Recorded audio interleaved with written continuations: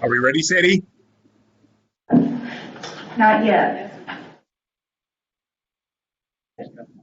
Oh. Now we are. Very good. Let's go ahead and bring the September 7th, 2021 council workshop to order. Roll call, please. Mayor Johnson. Present. Deputy Mayor Evans. Here. Councilmember Carter. Here. Councilmember Dole. Here. Councilmember Ishmael. Councilmember McClymon. Present. Councilmember Swatman. Present. And Councilmember Watson. Here.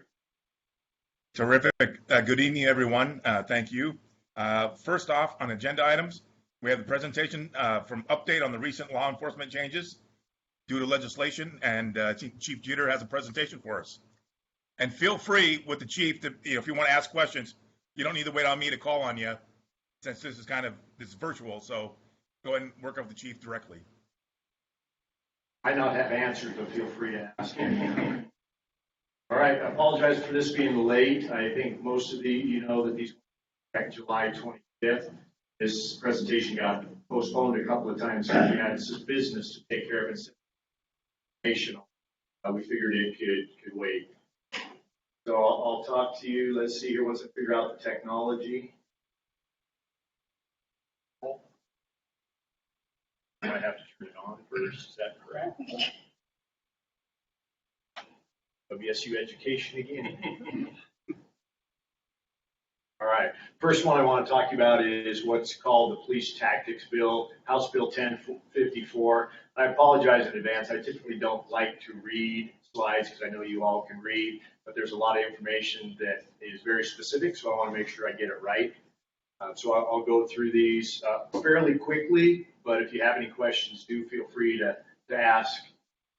The first one, the Police Tactics Bill, prohibits the use of chokeholds or neck restraints, which is commonly referred to as the lateral vascular neck restraint, in any circumstance. Our officers were trained on the LVNR, which restricts the oxygen flow, not the blood flow, but all of them have been prohibited, so we no longer certify our officers on that. It has been removed from our policy.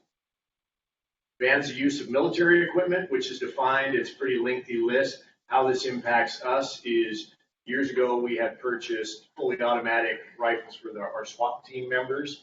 So now we have to replace 5 of those with non-fully automatic.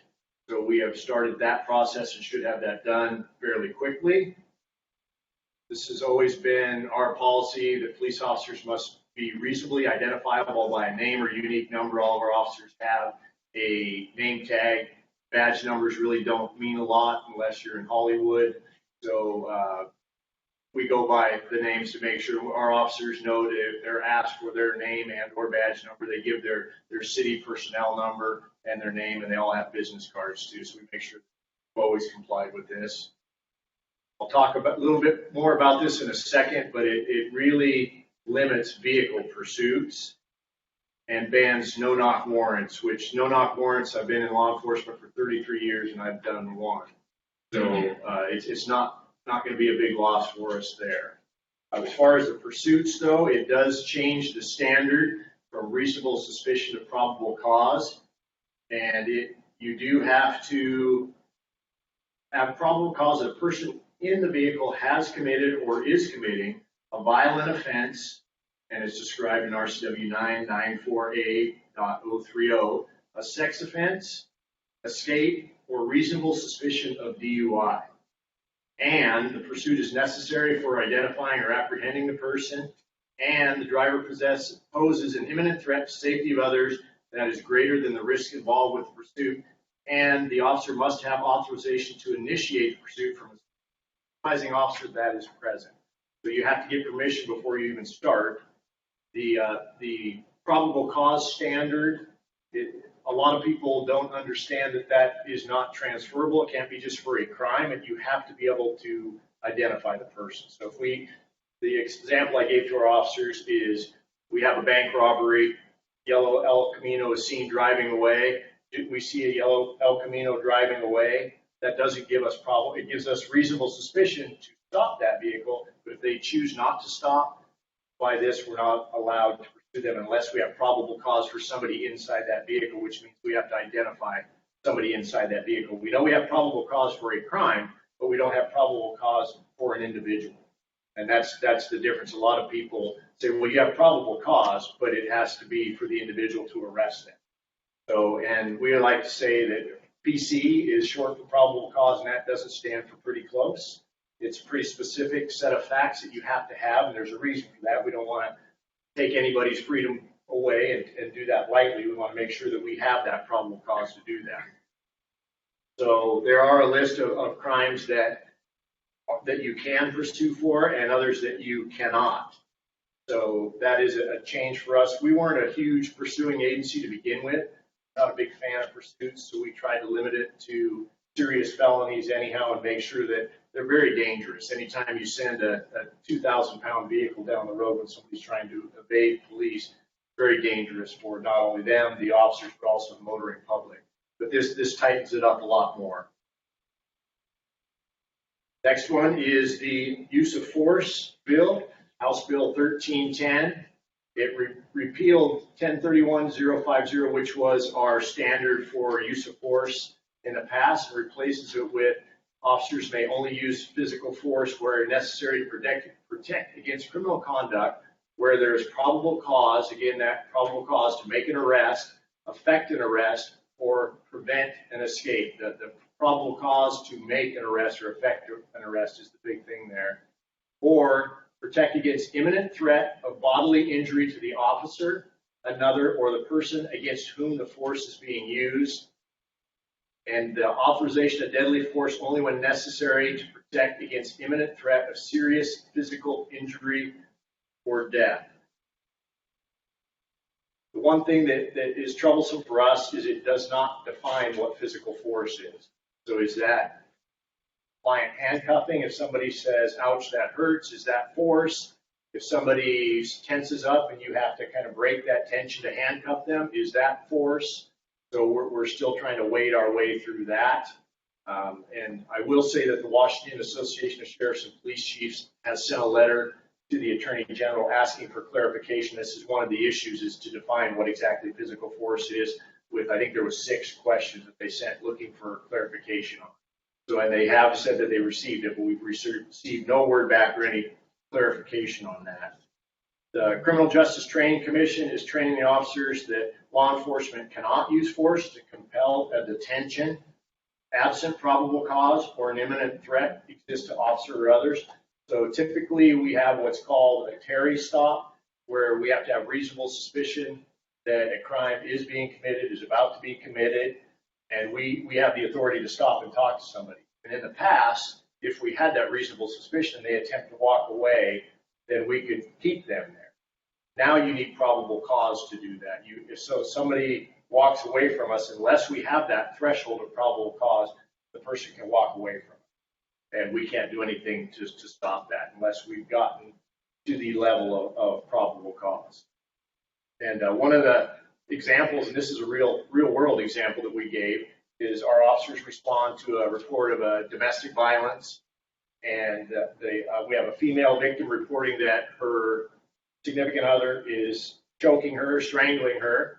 And we get there, we see a male walking away. He has no shirt on, walking away from the residence, fits the description, has marks on his body that would suggest that he was involved in some sort of altercation. We don't have probable cause at that point. We have reasonable suspicion to believe that he was probably involved in this. But if he chooses to walk away, there's nothing we can do. He keeps walking. And we have to contact the victim and establish probable cause. And if she says, yep, that's him, this is it, then we have probable cause. We can make that arrest. And if he resists, we can. So that's a change in how we do business. Also, this changes how we do our welfare checks. We get a lot of welfare checks for people that are experiencing medical issues, mental issues, drug issues, or all the above. And so we are trying to coordinate with fire department to have a co-response to this, because typically it's not a crime, but we are out and about. It's usually more feasible for us to check on these people, and if they need further resources, to call. But now we're working with the fire department to have a co-response. So that way, if it's a medical issue, they can take the lead and we can kind of help make sure that everybody's safe. And if there's a crime, then we can take over. So we're in the process of changing that as well. Again, talking about the use of force for involuntary commits or other mental health. This is another part of it that's pretty lengthy. It creates a duty of care for all peace officers, requires it when possible that officers exhaust available and appropriate de-escalation tactics prior to using any physical force. And this is, again, what is the definition of available and appropriate? And that's one of the things that WASPIC has asked the Attorney General to define. And there's some things here that we consider: time, distance, cover, back away, get yourself distance from the situation and make sure that you have adequate cover, calling for backup, crisis intervention teams or other mental health professionals, designating one officer to communicate with the subject, taking as much time as necessary without using physical force or weapons, slow down. And here's the other thing that we're not used to doing is leaving the area if no threat of imminent harm and no crime has been committed. It doesn't say you have to, it says you can. That's very difficult for our officers. Our officers are trained to be problem solvers. We want to be there and help people, but this is saying that if there's no crime and there's no reason to be there, that is one alternative that you consider is leaving.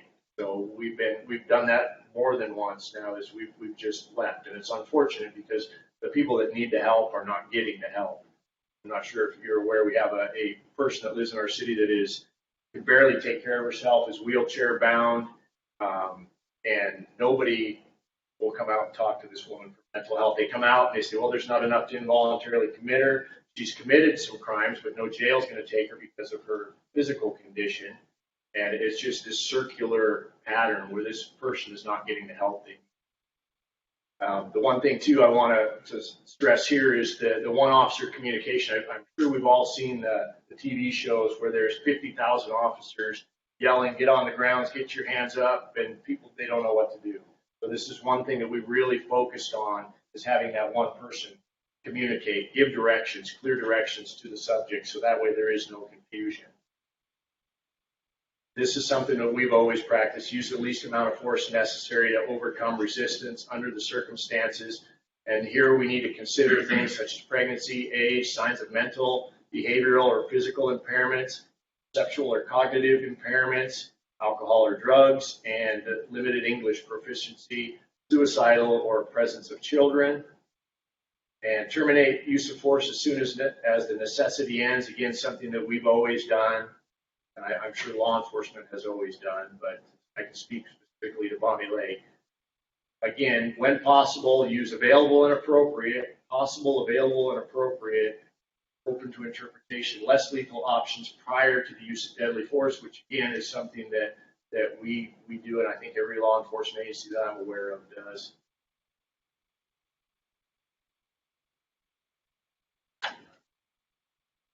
And then have less lethal options issued to the officer, reasonably available for the use. Again, that reasonably available, another vague term, but we try to make sure our officers at least have pepper spray and tasers available as less lethal options.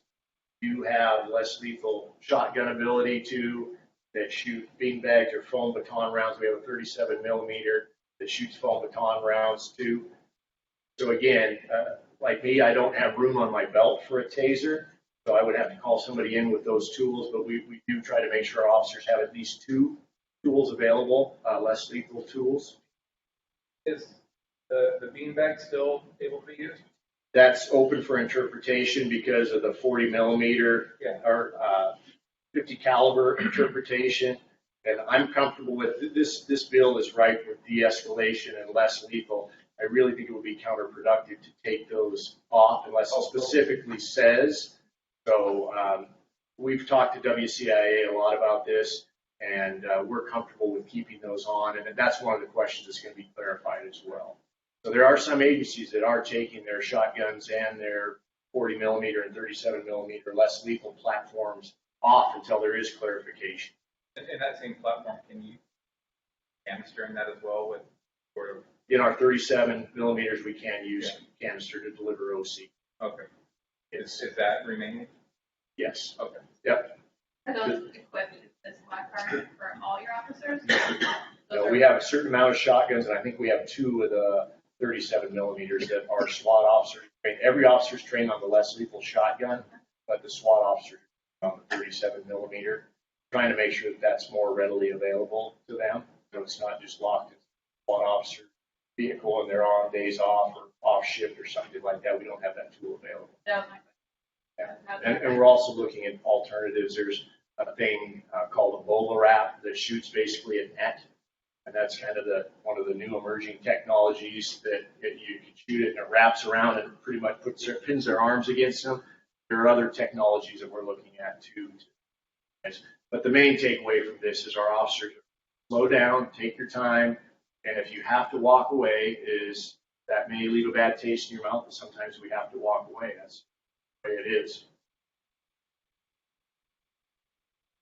This one is the use of force policy, which requires the Attorney General to develop a model policy for officer use of force by July 1 of 2022. That's next year, but we had to create one this year and come into compliance in July of 2021. So that could change next year, but it requires all law enforcement agencies to adopt the AG's policy or one that is consistent with the model policy and submit the copy of that policy to the Attorney General's office. If we deviate from that policy, we're required to report the changes to that policy within 60 days of any changes. And then they're required to publish on its website the status of all agencies' use of force policies, whether they're in compliance, or whether they changed.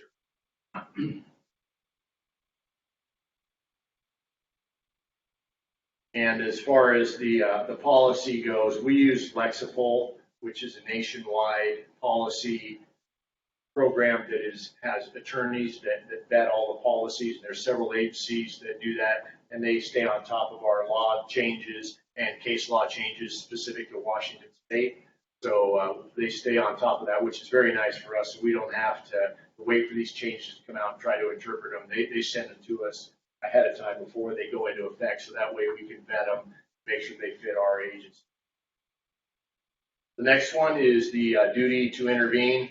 This is one, again, that we've had in our policy, but it requires officers who witness other officers using or attempting to use excessive force to intervene, if they're able to end or prevent excessive force.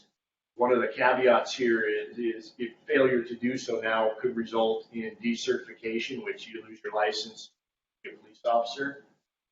And again, this is a new part of it. It requires all officers who witness other officers committing wrongdoing to report such wrongdoing.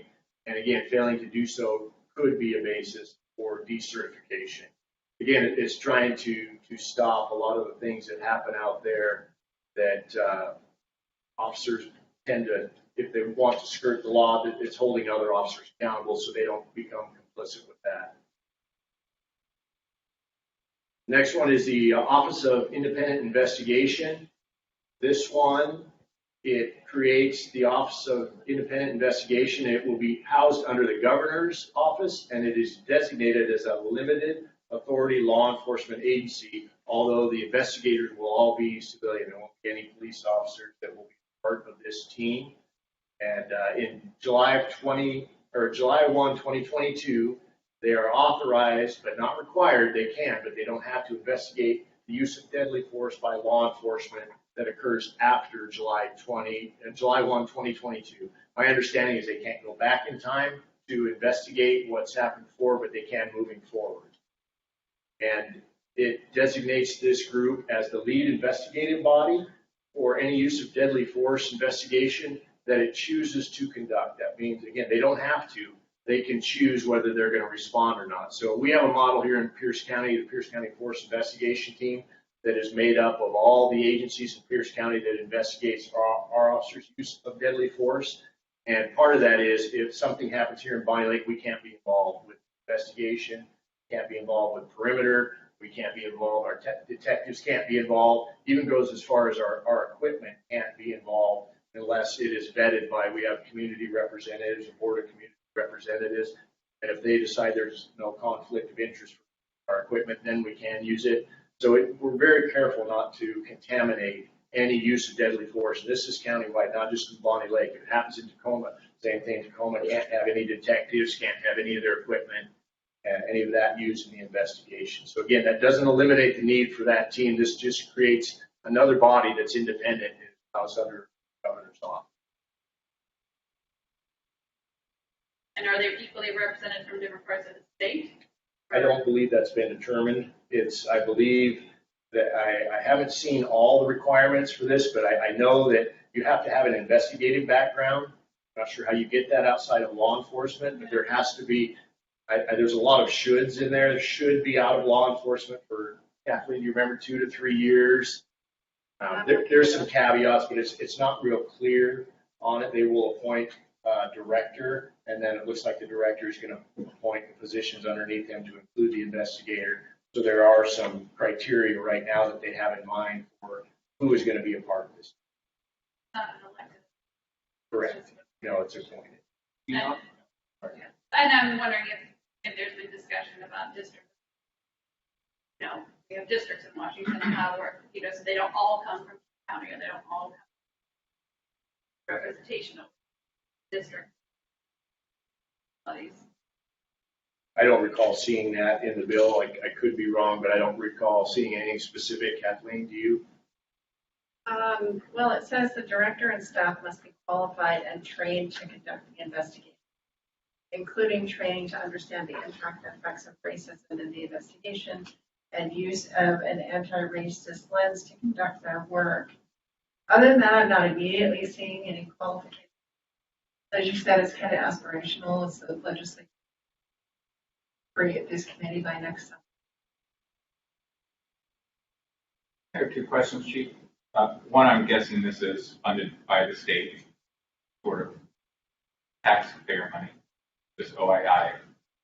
You may not know, but I'm guessing, being that it falls under the governor's office, it is, which I think ties in with your taxation without representation. Mm-hmm. But second, what if the OII and PC fit come up with different? Yeah, that's the main thing. If the OII comes out to the scene, my understanding is that PC Fit has to back away. It's not going to be a joint investigation. Okay. We need to turn the scene. Oh, okay. And I think there's still some things that we need to vet, but that's one of the big concerns is what if these teams and then the qualifications are going to be impeached, for lack of a better word, of the investigators. There's a lot more questions than answers specifically with this piece right now. And I haven't heard where we are on the updates, but I know it's one of the big things that we need further clarification on. So OII is movie terms when the FBI shows up and overrides the city jurisdiction. This is our crime scene now type thing. There won't be a dual case. Okay. That's my understanding of how it is supposed to work. So that way their investigation is truly independent. Okay. And there's nothing yet determining what would trigger them to investigate one versus another. It would be their choice. My understanding is that whoever the director may be would decide on a case-by-case basis warrants the OII responding. Okay. And as you can imagine, if it's a statewide team, that the response is going to take a while for this team to be assembled and get out there. So in the meantime, you're losing suspects, you're losing witnesses, you're losing evidence. All these things are happening. So I think there's a lot of evolution to happen before this goes into effect next summer, and I'm hoping that happens. I know that law enforcement officials are certainly saying, hey, there's a lot of things we need to consider about this in the investigations. There's a lot of unanswered questions still with this piece. And rather than with the piece fit, almost it would sound better if it was a review board, right? That submitted their investigation, and then the OII would review it rather than take over.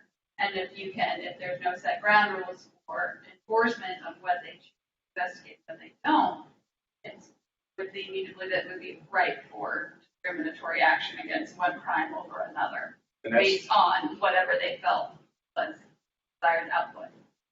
And that's kind of how it has worked up to this point is PC Fit. And before PC Fit, we have a group called the Cooperative Cities, which is all of the cities in Pierce County prior, it was absent Tacoma and Pierce County, but all the other cities had this team in place. And what would happen is this team would come out, and again, we would not allow our officers to be a part of that investigation if it involved our officers, and then they would present their investigation to the prosecutor's office. So kind of they would be the OII, but now this process is going to replace that. So yes, they would come in, and it's not going to be as seamless as that. So I don't know if they make their presentation to the Attorney General on this one. Kathleen, are you familiar with how that would work? No, I mean, it looks like if they decide to do an investigation, they are considered to be the lead agency, but it doesn't preclude you from. I don't know why you would. I mean, do you think PC Fit has any investigations in the OII? Absolutely. I think there's a matter of trust and experience level. And I mean, I think everybody knows law enforcement, especially investigations, is a perishable skill. And our detectives and the detectives that are part of PC Fit are doing this on a daily basis. And this OII, hopefully they don't get used very often, because heaven forbid that meant an officer was using a deadly force incident. But again, it's a perishable skill, and if you don't use it and train on it, you lose it. So I would see definitely, I would think that our represented, our unions would definitely say that they want an investigation outside of this OII. So I do think that there will be a need for PC Fit to continue. And right now, PC Fit turns over their findings to the county prosecutor, but the OII would turn it over to the attorney. It's not clear. That would be my understanding. Doesn't say. Yeah. It doesn't say what the result of an investigation. It has to be completed within 120. Doesn't say anything about what the result of that is, or if you're obligated to do anything. Again, a lot of unanswered questions with this, and a lot of ambiguity that we're trying to wade our way through. Are investigations free? I believe there's no cost to department, to the taxpayers, as I think Deputy Mayor Evans and Councilmember Ishmael alluded to. The state's picking up the tab, so everybody in here is picking up the tab of this investigation. Feel bad, there's no such thing as a free lunch. I do not believe that Bonnie Lake, if it happens here, would be billed. That was my question. Yeah. Right They now. didn't come back and give us a bill. That, not saying that couldn't happen, but I don't see that as part of the bill unless I'm missing something, Kathleen. Sorry, I couldn't hear that last part. Would we receive a bill if this happened in Bonnie Lake and the OII came to Bonnie Lake and investigated? Would the city? I don't see anything indicating. And again, I'm kind of surprised looking at this bill again, seeing that it isn't more clear as to what the purpose of these investigations are. That is something that hopefully the legislature will clarify, because otherwise, as you say, the PC Fit really still needs to be its work in order to get the report to the county prosecutor. Where, what is the point in having this agency that is the lead agency, but yet at the same time doesn't seem to. So hopefully that's going to get clarified. That's so you can understand the angst among law enforcement for this. It's traumatic enough going through a deadly force incident. Now to add this layer on top of it with all these questions, it is really causing a lot of angst. I agree. I hope there's clarification. I know law enforcement is pushing for clarification before this gets enacted next summer. Just one quick clerical question. You said decertification is one of the options if an officer doesn't step in, which means all officers are certified, which makes them not civilians. Is that the line? All officers are not civilians because they are certified officers. Versus somebody who is non-current law enforcement, that's correct. A limited authority law enforcement agency ran by civilians. That seems. They changed the definition of limited authority law enforcement to in this legislation. Oh, okay. So yeah, and that's again one of the holdups, and I would imagine that the argument is going to be, how can you be a limited authority law enforcement if you are not law enforcement? Right. So I know there's some. I believe it's. Anthony, maybe you can help me out. Fish and Wildlife, and there might be one or two others that are considered limited authority law enforcement, but they have commissions. So I would imagine that somehow this group is going to get a commission, and I don't know who would commission them, maybe similar to those agencies. Is that accurate? Well, there's actually quite a few agencies that are considered limited authority law enforcement. There's Natural Resources, Social and Health, Gambling Commission, Lottery Commission, Parks and Rec Commission, Utilities and Transportation Commission, and the Liquor and Cannabis Board. So any state agency that has any sort of big licensing or law enforcement function can be given this commission. So it isn't too much of a stretch to make the Office of Independent Investigations a limited authority agency. I think where the question lies is the way the law is drafted right now. It doesn't really look like they have any authority, unlike any of these other agencies that do have law enforcement authority. It looks at this point that they're just purely doing the investigation, which is not clear what the purpose of the investigation is. There's a little more on the line for these investigations than your average gambling investigation, not to say that that's not important, but again, this is a very important topic. Chief, I was wondering, I know we've had a couple of use of force incidents since the PC-15 out or whatnot, and it's been an interesting or difficult transition, I think, when we would investigate something to having them come in and take over an investigation. Can you speak to that just a little bit as to how that kind of works currently? A little clunky. And it's more difficult because, again, before we added Tacoma and Pierce County, it was a little bit more local, where the response time was a little quicker. Now you're trying to, and you've got to find out conflicts of interest. We're a small county that works closely together.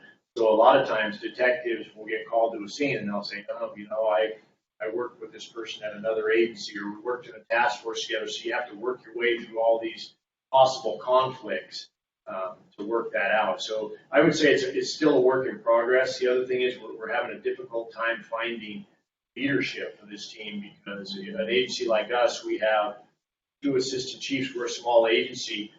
Our folks don't have the experience and the training that I can send to be the commander of a use of deadly force in Tacoma. You're basically looking at Tacoma, Pierce County, Puyallup, and Lakewood of the larger agencies that would have somebody that has a training and a background be a commander of that team and to organize this type of response. And when you have a limited pool, you're counting on the same people every time. And it's a little bit difficult. One of the other things that we found is several times we've had a multi-agency use of force at one time. Our last incident where our officer was involved included Puyallup, Fife, and Bonnie Lake. So you take 3 agencies out of that investigation, anybody that's ever worked with them right from the get-go. So you're already eliminating. So it has been kind of a learning process, but I will say that it is getting a little bit better. From the first one we had, the response was very slow. And I don't like an officer who's been involved in deadly force to sit on ice. You want to have somebody come and talk to them and get them assistance right away. And it was taking a couple, 3 hours before they had an initial conversation. But I think we're getting better at that. We're getting better at the response of not having a bunch of detectives show up to a scene and kind of look around, hey, what do we do now? Until the commanders can get there and get briefed. So it's been a learning process. I will say I think we're farther ahead than a lot of counties are. And I will say the quality is top notch. The people that we have in this county are second to none as far as investigation. Very professional group of folks that this is something we do not want to get good at because we don't want to have to use deadly force. That's the whole goal of this. But I will say that they are a very skilled group of investigators. And I think the command piece of it and the function is together. Time to meld all that, as you can imagine, with many different agencies. And the other thing is we have very skilled investigators. One of our detectives is actually a lead investigator for Pierce County Force Investigation Team. Kind of an anomaly, and it's really a feather in a cap for our detective. Typically, that title goes to somebody from a much larger agency. But he has the credibility and the experience with these sorts of things that he is a lead investigator. So having those people from a small agency, sometime if he is the lead detective, say something happens in Tacoma, they may wonder about how is this Bonnie Lake detective, lead detective, and may just consider because of the size of our agency, nothing else. So there's some of those hurdles that we have to overcome, and I think we're doing it quickly. And as I said, I think we're farther ahead than a lot of are. I agree. One of my statement, when you have something like this, a lot of times you're investigating whatever the initial crime was or whatever happened initially, and maybe a suspect vehicle still outstanding. And then you have somebody coming in then to investigate the actual use of force, right? So those are kind of almost two separate things. And I think there's been some difficulty in figuring out who's supposed to investigate which part. And I think because it's a new thing, and we're going through that and trying to figure it out. But I know that's been an issue in the past. And I think this certainly just adds like a third layer to that. For sure, because this group will not investigate the underlying crime. And I will say that each of our officers' use of deadly force, there has been a criminal investigation that's needed to be conducted. And the first one, I didn't find out till way later. We're not supposed to be involved, so we pulled all of our people off. I find out about 4 hours later that nobody's looking for the suspect. I didn't make me too happy. We had somebody that ran over one of our officers, nobody's looking for him. So then I start ramping up, and we start getting our detectives rallied and getting ready to go after this person. And then they decide, well, maybe we should look at this. So that's, again, it's been a learning process, and no fault, because again, they hadn't experienced that. You're experiencing something new. But since then, it's been a little more clear that the Pierce County Force Investigation Team is going to take the whole thing, take the criminal piece of it, along with the use of deadly force to make it more seamless. And if there's a point down the road that it can be passed off, then they will do that. We just are another officer's use of force that happened, I believe, in March. That has been passed back to us now to try to develop the suspect and locate the suspect. But it was several months in the process till it came back to us. But it eventually did. And we have prosecutors involved in that conversation. And this process continues to evolve just because it's something every time. It's like, geez, we didn't think of that. So I would imagine this OII is going to have a lot of the same things with it, especially since it doesn't have a real solid foundation as it is as far as a scope and purpose. But yeah, it's definitely an evolving thing that I'm sure is going to take some time to vet. Is the use of deadly force the same as lethal force? Does a death have to be the result? No, anytime you use deadly force, and typically, say if an officer uses deadly force but the person survives, I would say that the OII may or may not come out, probably not.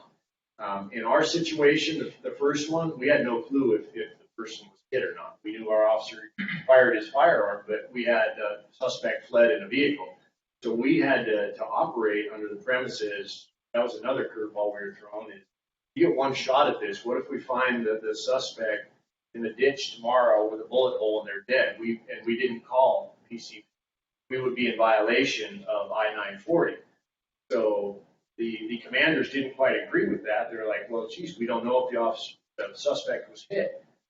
Well, I'd rather err on the side of caution and do this. Again, you get one bite at this apple. We want to do it right. So, again, it would be up to the Office of Independent Investigation whether they come out, but it's the use of deadly force.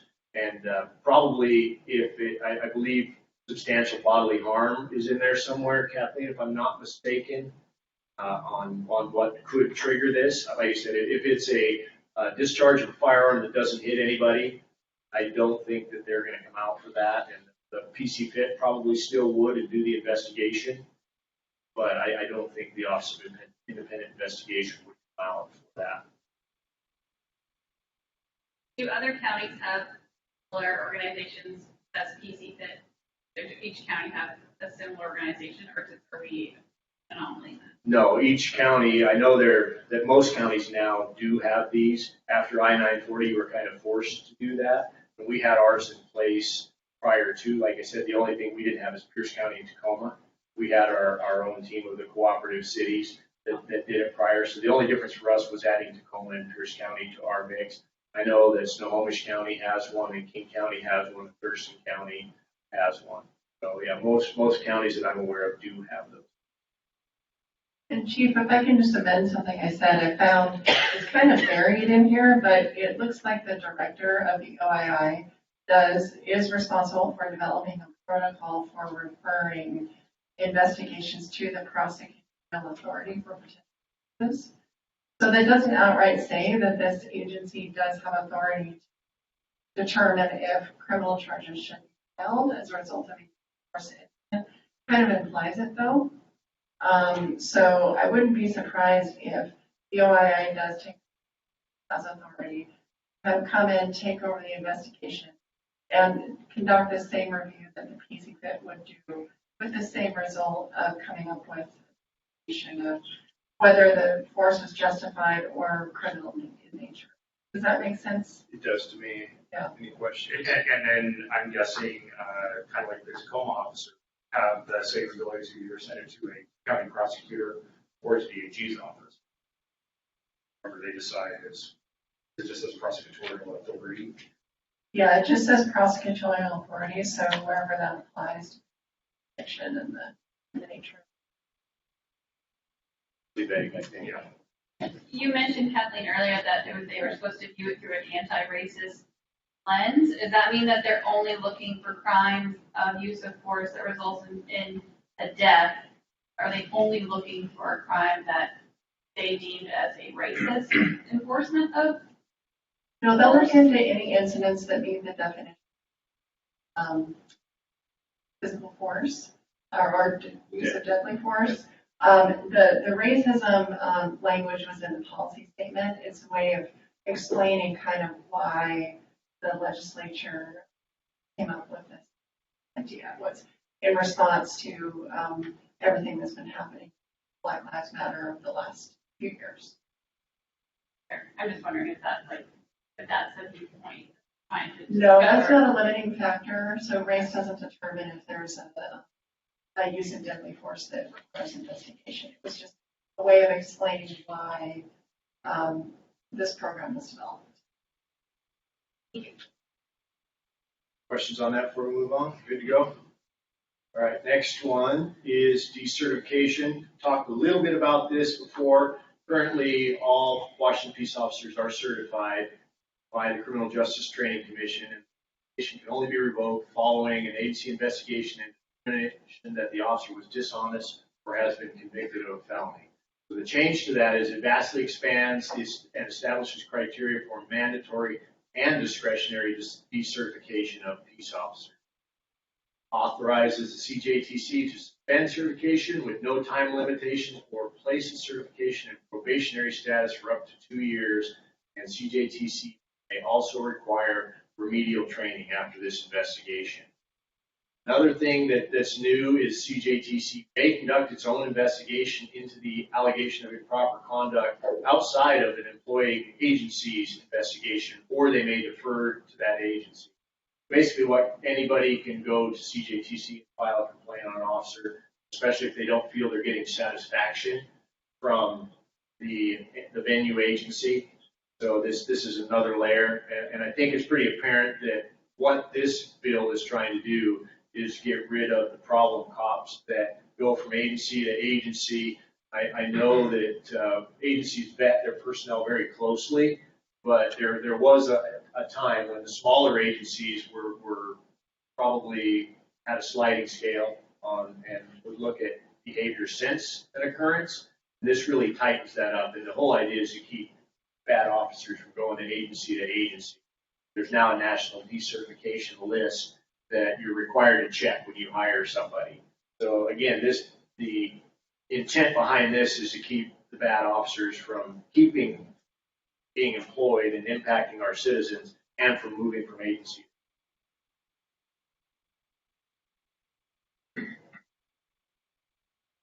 Next one is, this one really isn't of huge interest to you, I'm sure, but I'll explain why it is. This goes into effect in January of 2022, and it requires that any custodial interrogation of an adult for a felony offense or a juvenile for any offense that takes place in a jail, detention, or any police facility must be audio and video recorded to be admissible.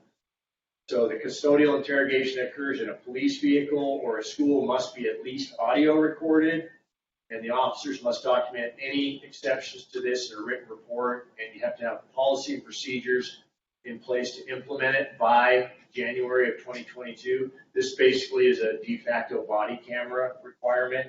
So we will be coming to finance at the end of the month, and we're currently in negotiations with our union to bargain the impacts of adding cameras, body cameras, and it's honestly, it's for our officers' safety, and it's really to a point where it's something that we can't afford not to do.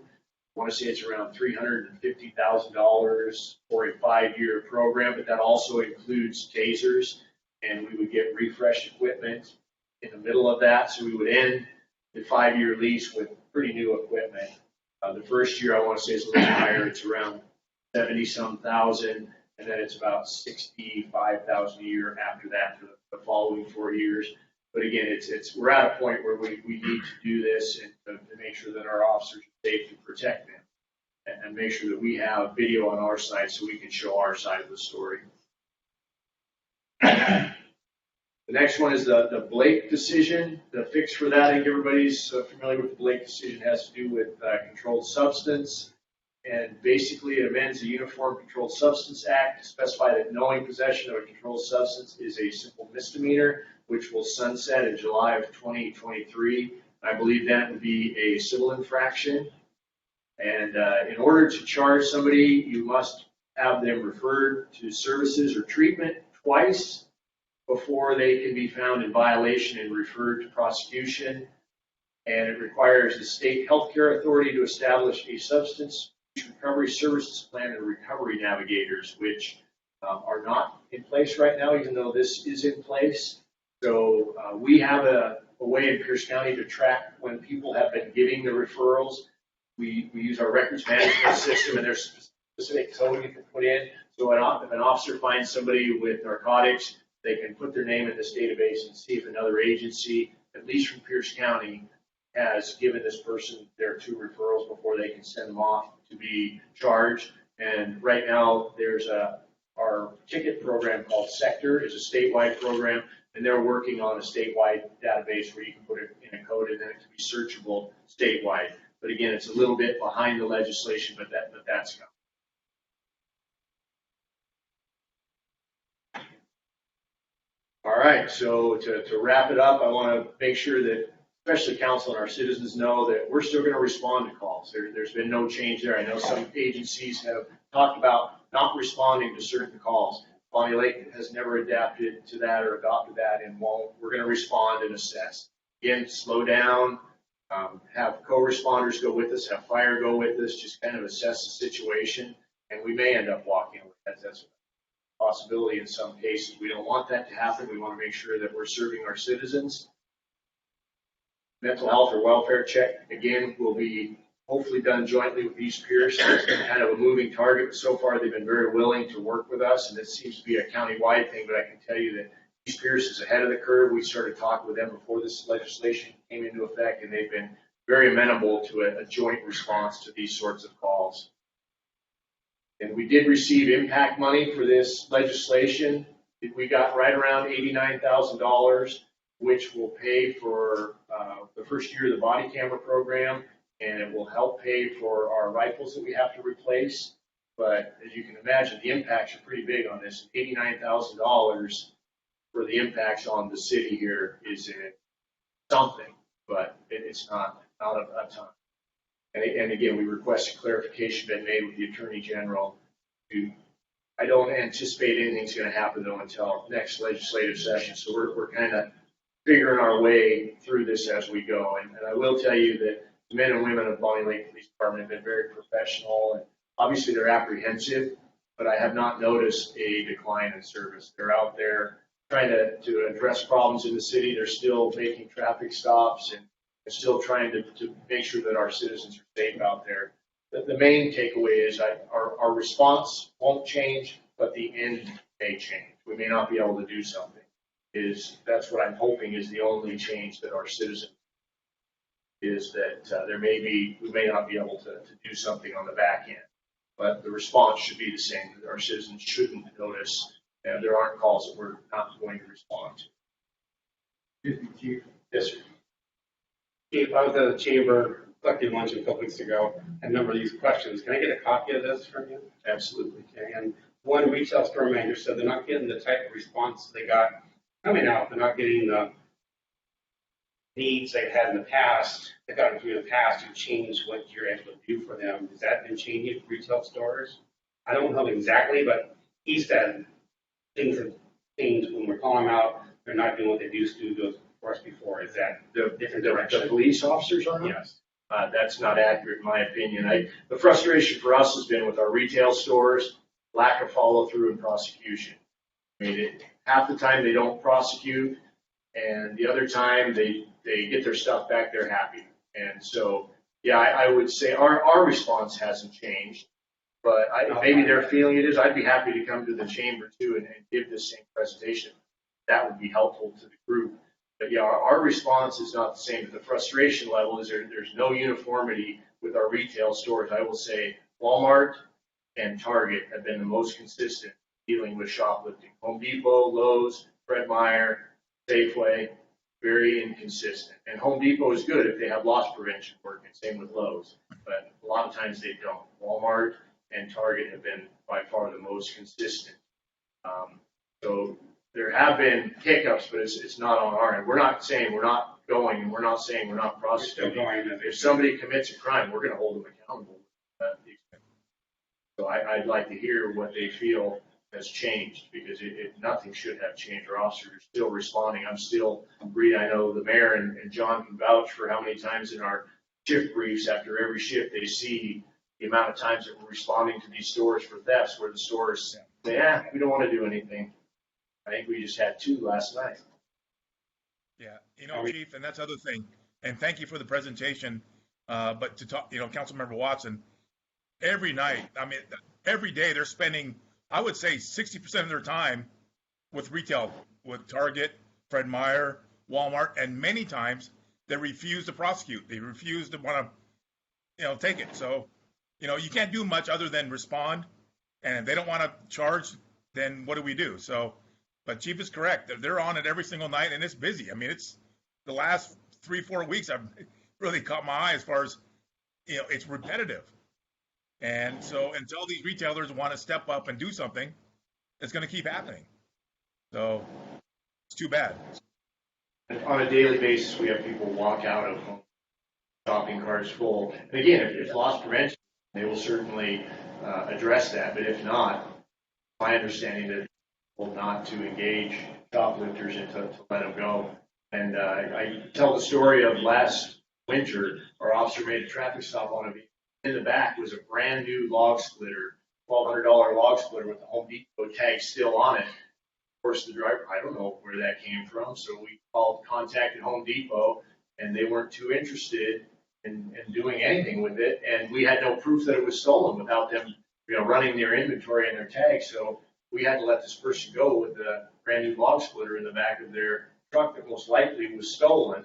But we couldn't do anything. So the frustration, I'd be interested to hear Councilmember Watson if they feel that we're not holding up our end of the bargain, because that certainly is not the case or our intent.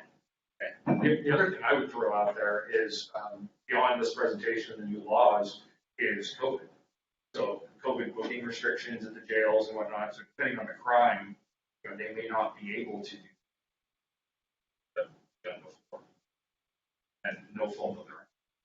And criminals figure this out real quick. It used to be that you take chest pains to stay out of jail. Now it's you start hacking when you have COVID, because they know that there's COVID restrictions in jail, and usually only felonies, and sometimes not even that. We had an officer before pursuit ban went into effect, got into a pursuit with a suspect, and ended up having to use the pit maneuver, and ended up in a ditch down in Sumner, and because of the booking restrictions, they wouldn't take him to jail.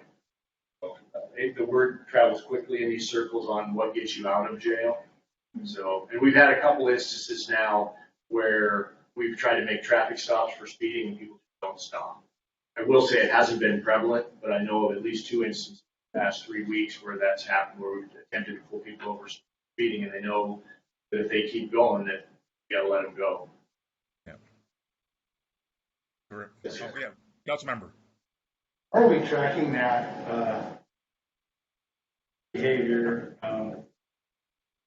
Just knows the last thing I want to do is put any sort of burden on your office. But it seemed to me that we need some sort of quantifiable data that says that we're now turning from this many pursuits. It was the pursuits. And it's not just pursuit in a vehicle. Well, so let me ask that question. Do we have any idea of how we're going to track the fact that we've changed our policing behavior to track it and report it so we understand the effect? I think that's kind of the $1 million question, is how we track the impacts of this legislation on the safety of our communities. That's what I look at. And unfortunately, there isn't a code that we can put in there that's searchable that says this person didn't stop because it's more anecdotally, and we'll have to pay attention and kind of keep tally marks. There's no scientific way right now to do it. So I think that by and large, the pursuit, eliminating or reducing pursuits is a thing because they are dangerous, but there are instances when you need to, and if people aren't stopping, that could be a problem. So right now, to answer your question, there is no scientific way to track this. It's more anecdotally, and that we have to keep track of that. Are you making any effort to at least anecdotally track this? Yes, yeah, for sure. And there's discussion amongst the chiefs and the State Chiefs Association on how do we capture this data to show what the impacts are to our communities. I firmly believe that the impacts are to our citizens, victims of crime, and to the police. That those are the three that were forgotten in this legislation. That's an important piece, I think, that needs to be considered. And then I had a follow-up question. Are pursuits just vehicle, or what is a vehicle? Is it a bike? Be a skateboard? Can I walk up and slug you and get on my skateboard and can I smack somebody, get on my skateboard right away? The police show up. They can't stop me because I'm on a vehicle. No, motor vehicle is defined, and I don't have that handy, but something that doesn't have a motor, no. Motorcycle, probably a moped if the CCs are high enough. Kathleen, I'm not sure if you're aware off the top of your head.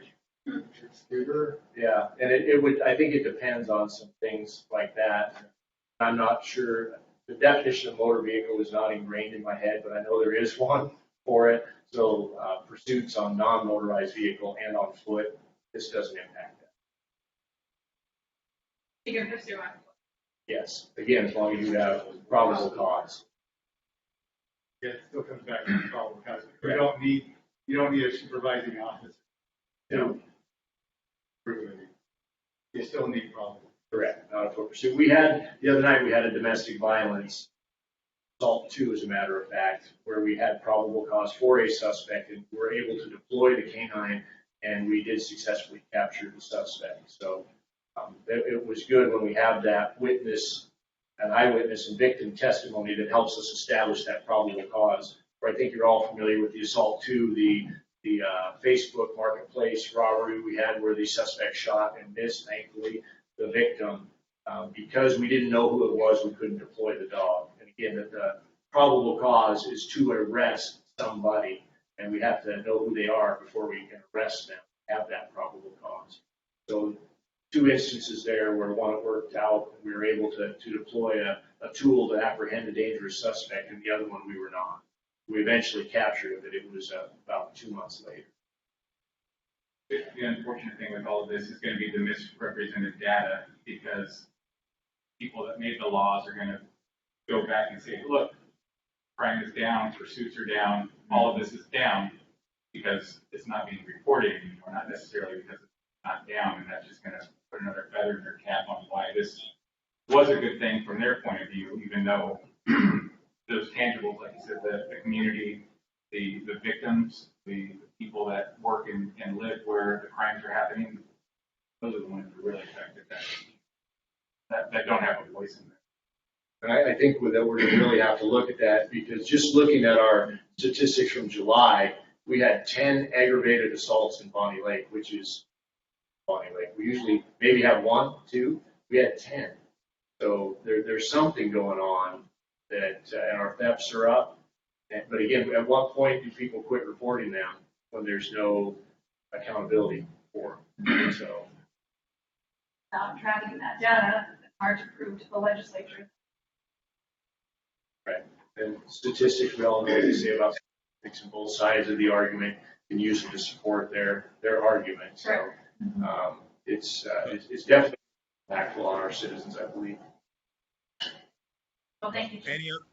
Any other questions on the presentation? All right, I don't see any. Thank you, Chief, very much for that. Appreciate it. Let's move on to council open discussion. Councilmember Watson. Thank you, Mr. Mayor. Chief Gear and myself attended a conference at Sumner High School as a quite an impactful group down there. They had 1,300 teachers approximately down there this year, and watched all of them by their different groups to stand up and talk about themselves. They hired 63 new teachers or personnel this past year, and Mayor Lee, as many of you may know, celebrated 3 years. That was a great morning down.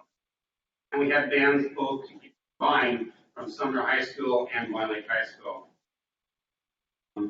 I also attended the Community for Families Coalition meeting on September 2nd, and Lori Dent did a great presentation about the promise and what is in store for 2021, 2022 for the school district. So she was excited how they had it all set up. One big challenge you may have heard is school bus drivers now. So that's a real problem from out there, but they're going forward, going to make it work, and the majority of all the students are going to school, but yes, some students, parents request to do it at home, which are also taken care of. At district information for backpacks, the school gave out several hundred backpacks at 3 or 4 locations this past year, and the Lions for Kids House gave out 133 backpacks for kids needed supplies. Nice work. And just another thing for Tunes and Taps, what a great year we had. The committee came out for it. They all loved it down there. We're quite a few people every week down there. I'm looking forward to next year. And Mr. Wells did a great job organizing that. Had to change bands a couple times, but I was there for all of them, and he didn't miss a beat. So I was really impressed with everything going on. We just kept going, and the committee seemed very pleased. We should continue. That's all I have, Mr. Mayor. Thank you, Councilman Watson. Anyone else want to discussion? Mr. Mayor, Councilmember Dole here. Okay. Just a reminder, we have our annual Beautify Blind Lake event 1 week coming Saturday. I want to thank Carter. I think he was inspired. Come get your free forest green t-shirt 1 week from this Saturday. Do a little cleanup within the community. We'd love to have it. Terrific. Thank you, Councilmember Dole. For a proclamation, a Bonnie Lake proclamation. Oh, that should be next week, right? Yeah. You're in and out. You're kind of breaking up a little bit. So, any other open discussion? Yes, Mr. Mayor, I do. Yes, Councilmember. Yes, last week I attended what was supposed to be the opening party for the center, which outdoor event, but it still was really well attended and really fun. I had a minute to sit down with the senior center director and went over just progress between last year and this year and things that she's seen and some budget concerns that I would like to submit to the finance committee for discussion. As the senior center budget from last year decreased by $4,000 and going into 2021. The senior center meal program, which they service 100+ hot meals from scratch every day, Monday through Friday, as well as delivering 35 hot meals to homebound seniors with a group of volunteers Monday through Friday. It's pretty astonishing. That's over 600 meals a week through this meals program through the senior center. I was just thoroughly impressed with their commitment and their volunteers and the seniors that come with joy, and oftentimes their only time to get out of the house to make an interaction, especially during the season of COVID. We discussed applying for a special allotment to finish out this year. Their 60% meal increase from last year to this year of the people that they're servicing. Currently, they had $28,000 in their fund for this year, and they're going to be roughly $10,000 short to finish out the meal program through the end of the year of 2021. And so I would like the finance committee to look into that and see what we can do to make sure that this meal program continues through the end of December, possibly with the biannual budget meeting where we could discuss a special allotment to make sure that these seniors get their meals and that quality interaction Monday through Friday. Great. Thank you, Councilmember Ismail. Any other open discussion? Great. I don't, anybody? All right. I don't see anybody else or here. Let's move on to the review of council minutes. Councilmember Watson and Councilmember Carter. We have 2 corrections to be taken care of. Terrific. Thank you both very much. I don't see, we have no exec session or closed session this evening. So we have no further business. I want to thank you for your time and have a great week. And we're adjourned. Thank you. Good, Mayor.